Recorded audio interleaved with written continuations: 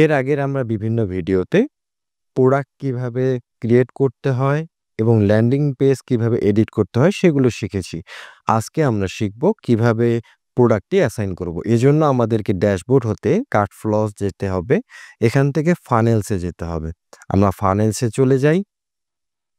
এখান থেকে দেখুন মেইন ডেমো ফানেল নামে একটি অপশন আছে। আমরা চাইলে এখানেও ক্লিক করতে পারি অথবা এডিট বাটনে ক্লিক করতে পারি। আমরা এডিটে ক্লিক করলাম। এখন দেখুন আমাদের এখানে দুটো স্টেপস চলে এসছে। আমরা দেখব চেক আউট লেখা কোন স্টেপটাতে এবং main demo check out.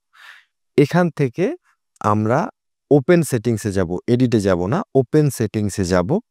Open সেটিংসে গেলে দেখুন এখানে দেখা যাচ্ছে আমাদের প্রোডাক্টগুলো।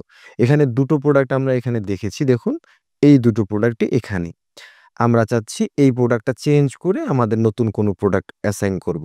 সেক্ষেত্রে আমরা এটি ডিলিট করে দিলাম। আমরা একটি প্রোডাক্ট অ্যাড করেছিলাম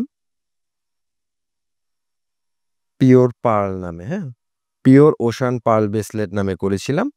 আমরা এটা সিলেক্ট করেছি। এখান থেকে অ্যাড করতে হবে।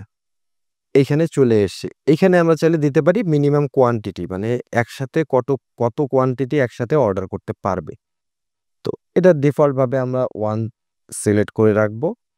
ডিসকাউন্ট যদি এখান থেকে আরো দিতে চান সেটা দিতে পারবেন। ধরুন যে আমি আরো 5% 10% এখান থেকে ডিসকাউন্ট দিলাম, কিংবা ফিক্সড একটা প্রাইস আপনি এখানে চাইলে বসাতে পারেন। সো আমরা এগুলোতে যাব না। আমরা সরাসরি এটা দিয়েই আর কিছুতে আমাদের তেমন কোনো কাজ নাই। জাস্ট সেভ সেটিংস করে দেব। দেখুন সেভ সেটিংস করার পরে আমি যদি এটা রিফ্রেশ করি, দেখুন আমাদের এই প্রোডাক্টটা চলে এসছে। পিওর ওশেন পার্ল ব্রেসলেট এটা এখানে চলে আসছে। এখন কাস্টমার এখান থেকে এই প্রোডাক্টটা অর্ডার করতে পারবে।